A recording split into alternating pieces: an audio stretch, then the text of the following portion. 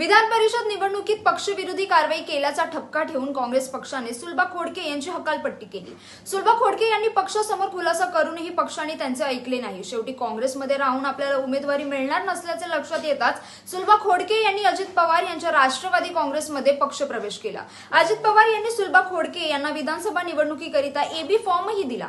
सुलभा खोडके यांनी 2019च्या विधानसभा निवडणुकीत भाजपचे उमेदवार डॉ. सुनील देशमुख यांचा पराभव केला होता। महाराष्ट्र काँग्रेसचे प्रभारी रमेश चेन्नीताला हे अमरावतीच्या दौऱ्यावर असताना आयोजित कार्यक्रमांमध्ये आमदार म्हणून आपल्याला सन्मान देण्यात आला नाही अशी खंत सुलभा खोडके यांनी व्यक्त करीत त्यांनी काँग्रेस नेत्यांवर सडकून टीका केली होती। अमरावती मतदारसंघातून काँग्रेसचा हात सोडत अजित पवार गटात सामील झालेल्या सुलभा खोडके हे 5496 मतांनी विजयी झाले आहेत। महाराष्ट्रात विदर्भात असलेला अमरावती मतदारसंघ विधानसभा निवडणुकीत महत्त्वाचा मतदारसंघ आहे। शहरी आणि ग्रामीण मतदारांच्या मिश्रणासाठी ओळखल्या जाणाऱ्या या मतदारसंघात पारंपरिकपणे जोरदार राजकीय स्पर्धा पाहिली गेली आहे आणि म्हणूनच या अमरावती जिल्ह्यात सुलभा खोडके या मोठ्या मताधिक्याने विजयी झाल्या आहेत।